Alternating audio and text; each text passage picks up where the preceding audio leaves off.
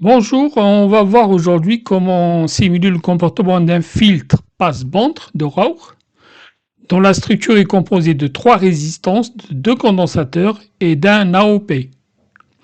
Donc le but c'est de vérifier en fonction de la configuration qu'on a prévue, qu'on a la bonne fréquence de coupure et la fréquence centrale bien sûr, et les deux fréquences de coupure, le facteur de qualité et le gain qu'on a prévu. Voilà, on va voir de quoi dépend le gain, on va voir de quel élément dépend le facteur de puissance et comment fixer la fréquence la fréquence centrale, oméga F0, pardon. Voilà, donc voilà pour la première partie. Après avoir configuré tout ça, on attaque la simulation sous PSIM. Donc la fonction transfert sous la forme canonique se présente sous cette forme-là. Donc les paramètres qu'on va régler, ça sera l'amplification. Donc le gain, c'est 20 log de A du filtre. La pulsation propre, ou bien donc c'est la fréquence centrale, sachant qu'il y a deux fréquences de coupure, à droite et à gauche, à moins 3 dB, et surtout le facteur de qualité. Le facteur de qualité, il fixe quoi? La sélectivité du filtre. C'est-à-dire plus sa valeur est élevée, plus le filtre est sélectif. On va dire sélectionner que la fréquence centrale.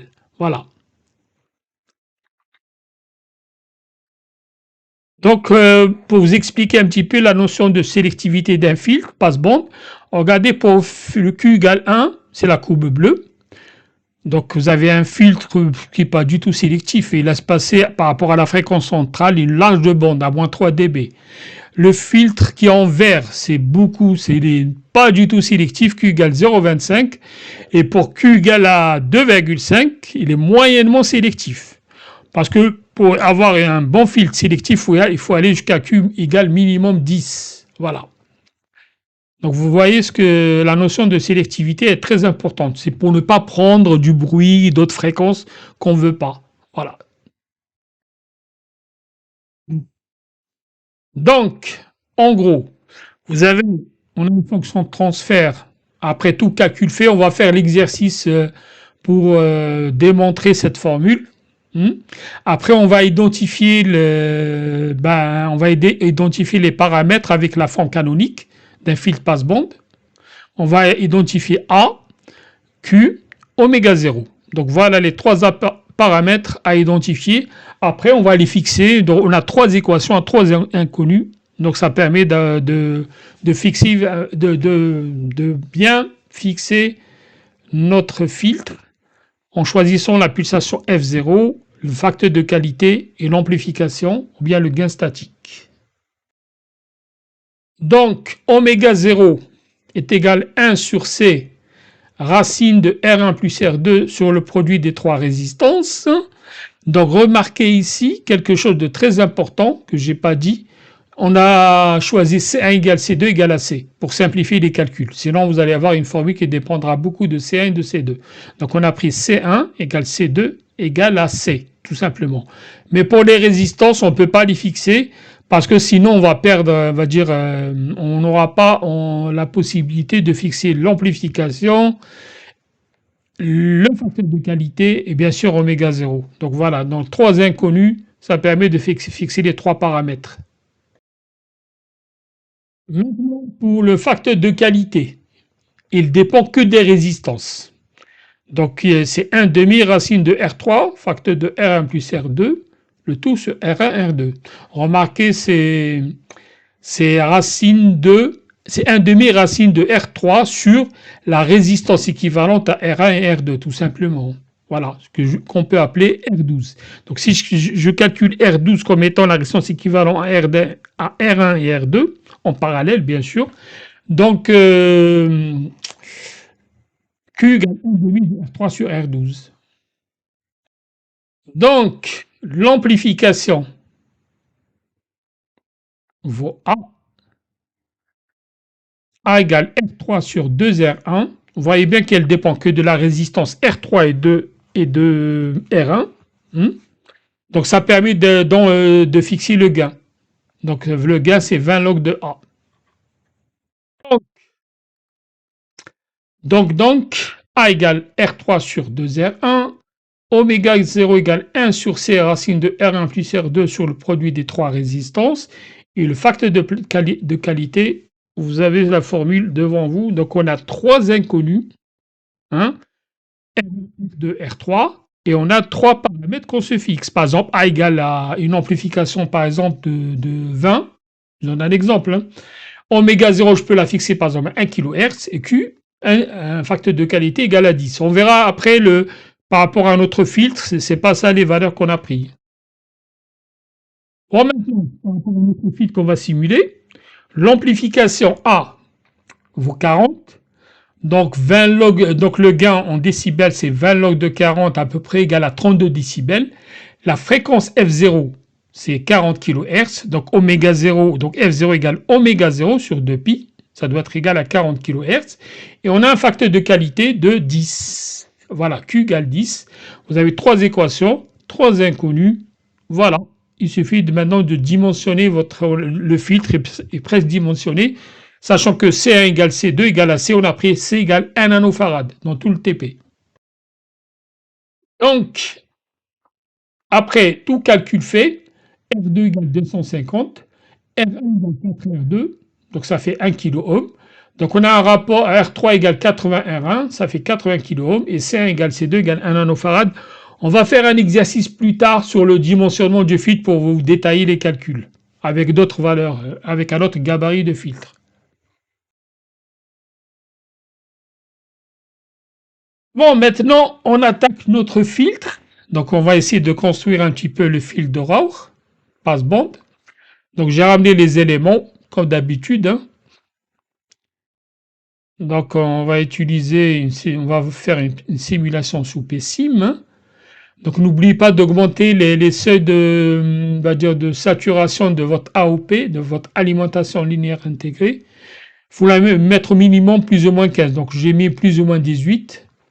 Donc j'ai ramené trois résistances, deux condensateurs, le GBF. Voilà. Et là, je continue avec mon stylo à réaliser mon filtre de Rauch, tout simplement. Voilà, n'oublie pas de mettre la masse, la référence. Donc je vais ramener le module AC Sweep qui permet d'avoir le diagramme de Bott.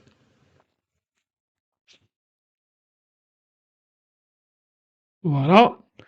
Après, je ramène la sonde de AC Sweep pour lui dire la sortie du filtre, elle est où?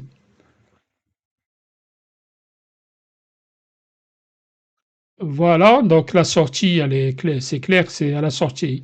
C'est la sortie de notre alimentation linéaire intégrée. Voilà. Donc là, les condensateurs, je mets 1 nano pour les deux.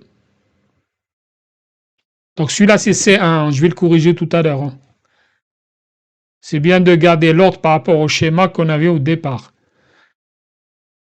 Donc ça, c'est C2.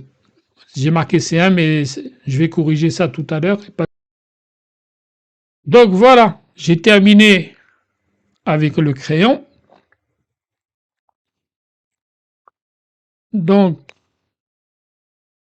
là, je vais mettre les valeurs des résistances. Hein. R1, 250 ohms, R2, etc. Tout est indiqué. Voilà. J'ai bien nommé C1 et C2 les bons condensateurs, hein, avec une valeur de 1 nanofarad. Donc ça, c'est R2 qui vaut 1 kg et R3 qui vaut 80 kg.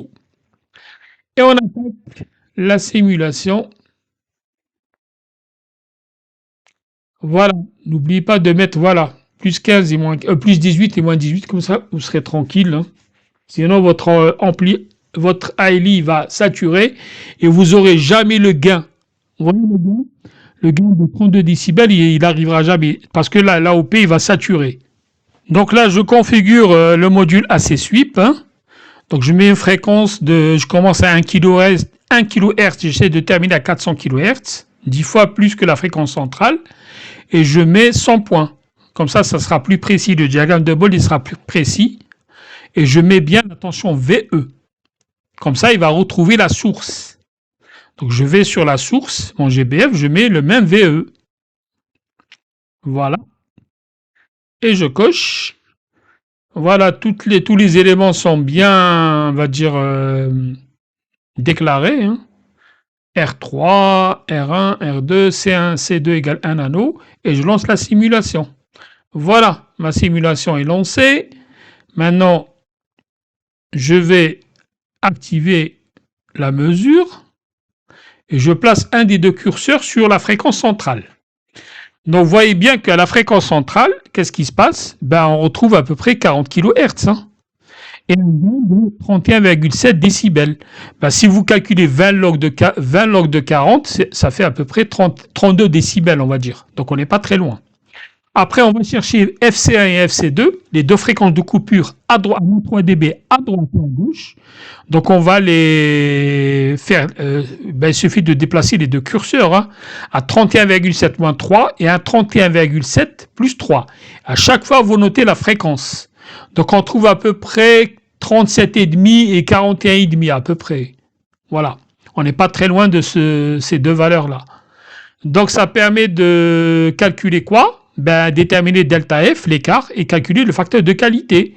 Facteur de qualité, comment je le calcule? Eh ben, delta F, Q égale F0 sur delta F. Donc là, j'ai 40 kg divisé par 4,2, parce que l'écart entre les deux fréquences est de 4,2. Donc, j'ai à peu près 9,6. Le gain, il est bien respecté. Hein? On a un bon gain. Donc 20 log de A, c'est 20 log de 40 égale 32 décibels. On a trouvé 31,7. Et la fréquence centrale, c'est bien 40 kHz. Tout est bon. Voilà.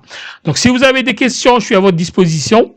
Vous pouvez commenter, etc., critiquer. Toutes les critiques sont les bienvenues. Et je vous dis au prochain TP. Allez.